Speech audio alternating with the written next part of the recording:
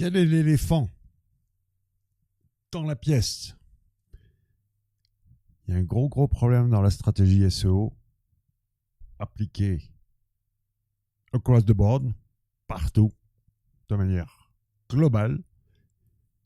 Et j'ai la solution pour remédier aux faiblesses de cette fameuse stratégie SEO. Alors pourquoi je suis bien placé pour te filer cette solution? Alors déjà, ça fait 20 ans que je fais du marketing digital, ou plutôt j'ai commencé par le référencement sur Google, et puis ensuite, aujourd'hui, il faut se référencer sur YouTube, sur Instagram, sur TikTok et compagnie. Je vais te raconter une histoire.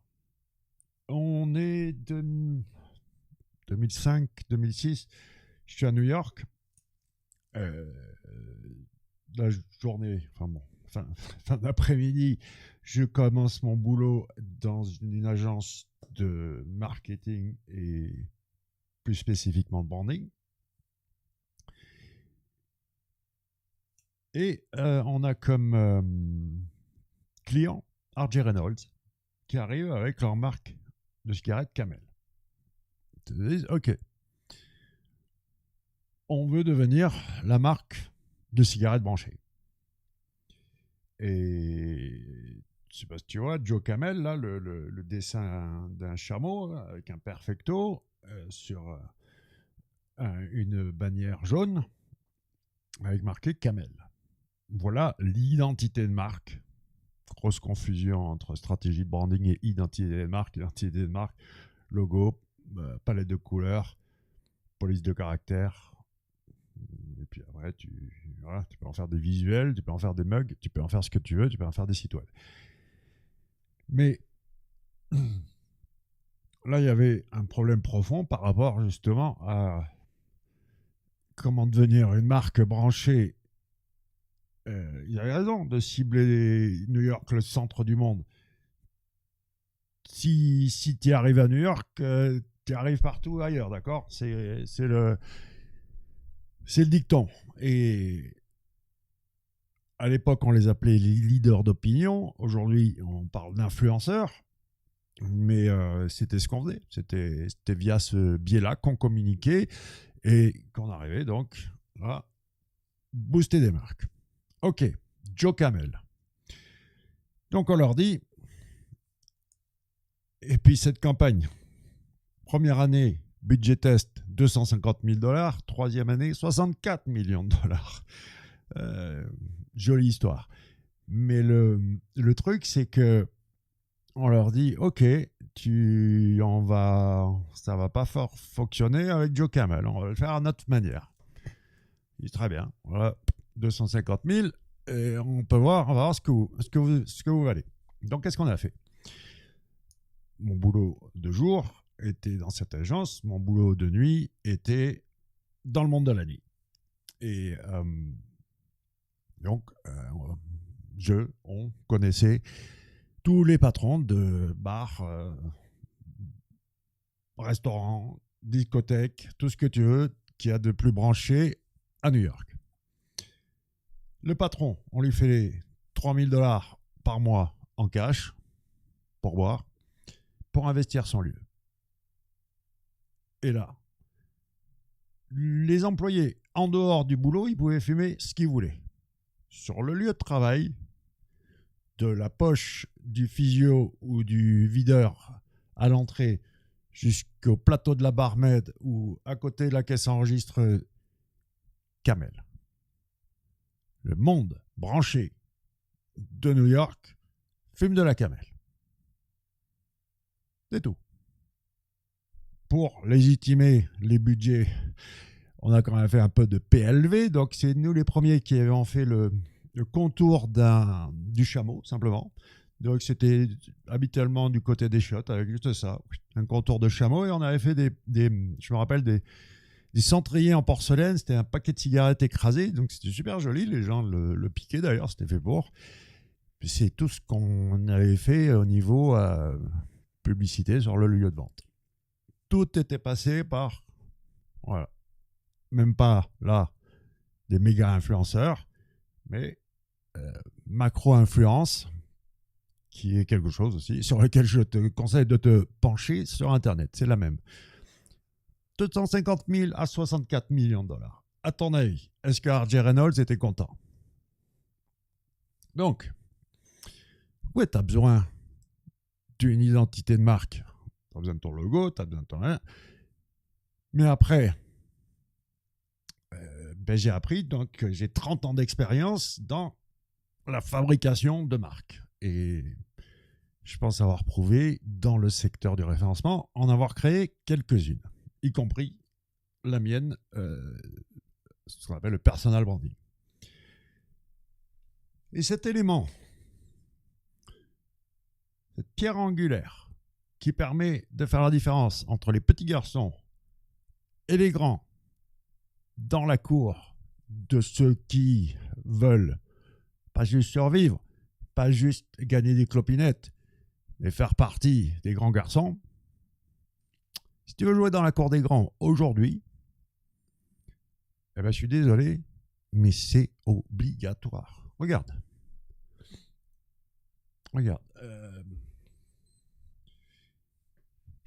Donc, Google Trends. Si tu rentres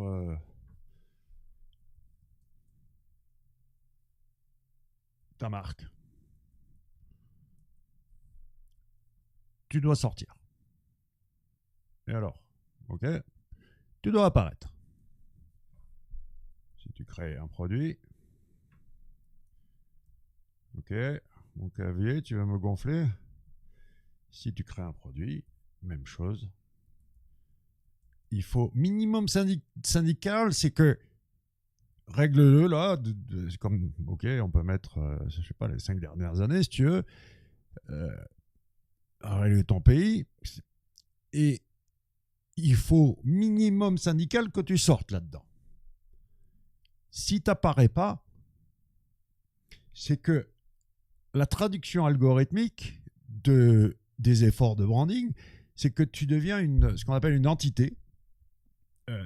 Toute chose, hein.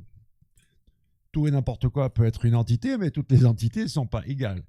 Et qu'est-ce qui se passe aujourd'hui? Tous les sites qui se font défoncer.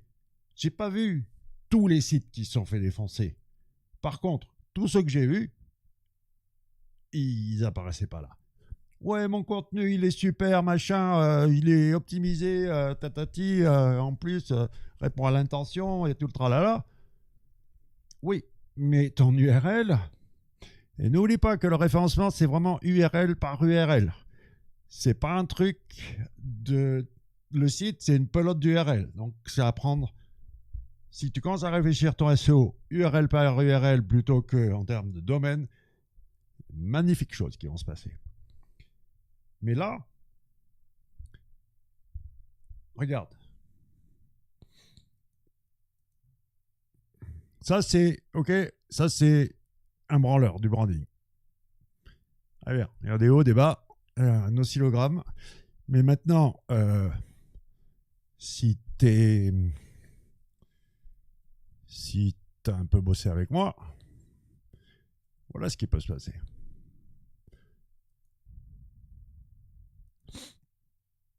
Boum, voilà un travail de branding.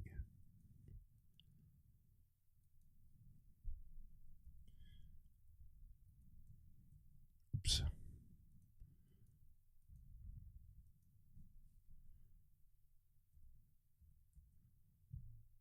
Voilà un travail de branding. Tu dois avoir une courbe ascendante. Ok? Tout ça sont des sites qui me sont très familiers. Boum! Voilà ce que tu dois voir. Ça, voilà du bon boulot. Et ça marche très très bien. Va voir. Donc maintenant, le truc c'est que j'ai une formation branding que en fait c'est la plus sous-évaluée de toutes les formations que je crois que j'ai même pas fait en fait la présentation correcte de cette formation. Donc Là, moi, je te la propose. Tu vas sur laurentbourrelli.com/blog, formation branding et énorme promo. C'est le mois des promos, donc allons-y.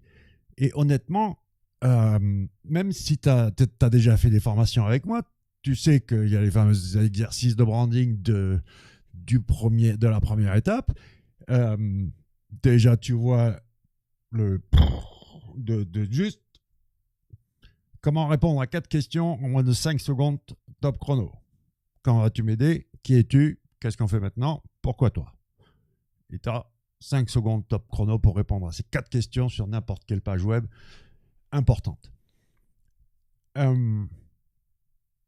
il y a plus de 10 heures de cours. Des tonnes d'exercices. Donc, 1. Comprendre le branding et pourquoi c'est indispensable. 2. Mettre en place une stratégie de branding à forte personnalité et fort positionnement. 3. Pas de branding sans analyse de l'audience. C'est bien beau de dire ouais, j'ai l'intention, ouais. Comment on analyse qui on a en face. Concrètement, précisément. Parce que ça aussi, c'est pas qu'une histoire de fiche de buyer persona. Ça fait des décennies que je vois ça, mais jamais personne les utilise. Oui, chez moi, on utilise les buyers persona. Un test très simple. Rédacteur A, tu lui donnes le sujet X. Rédacteur B, tu lui donnes le sujet X plus. Non, ça s'adresse à ce buyer persona. Et tu vas voir que si c'est des rédacteurs qui savent un peu ce qu'ils font, c'est le jour et la nuit de ce fameux contenu insipide que je supporte pas sur Internet à quelque chose de remarquable qui mérite de se faire remarquer. Voilà comment on fait la différence. Donc ensuite, entre psychologie et identité de marque, créer la résonance et le positionnement d'une marque. Et voilà comment ensuite on va faire en sorte de... Je crois à l'époque, quand je démarrais, il fallait passer 7 fois dans les yeux et dans les oreilles pour que la personne commence à capter que tu existes. Je ne sais pas si c'est toujours exactement précisément le même ratio, mais bon, tu sais que sur Internet, ça va beaucoup plus vite et qu'on est... Est-ce que... Je t'ai dit 5 secondes sur mobile. Comment t'arrêtes la personne qui est en train de scroller, de swiper sur des shorts? Et oh tiens, je veux réécouter, je veux revoir ce short. Ou ce Reels, ou ce TikTok, enfin. D'accord? Vidéo verticale, 60 secondes. Comment tu fais pour que t'arrêtes le swipe? Voilà tout le temps que tu as pour persuader. Tu vois, hein? C'est possible pourtant. Ok, 5e cours, oui, on parle là justement les éléments d'identité de marque et comment créer une cohérence dans sa com avec tous ces éléments d'identité de marque. L'identité de marque, logo, police de caractère, palette de couleurs.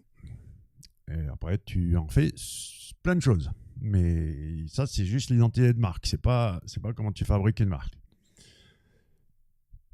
C'est pas qu'une histoire de copywriting et de storytelling. C'est aussi, c'est une spécialité à part entière, le branding, la fabrication de marque. Et honnêtement, ça peut valoir des millions d'euros.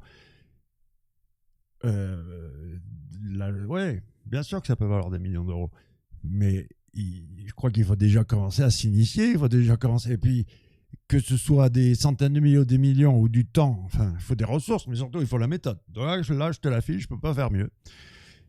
Comment réussir la promotion de sa marque, mesurer la performance, entretenir la marque, et puis après, aller plus loin s'il faut. Donc moi, je te donne rendez-vous là, tout de suite, avec un prix défiant toute concurrence et surtout avec une formation unique qui va tout changer. Mais absolument tout. Merci.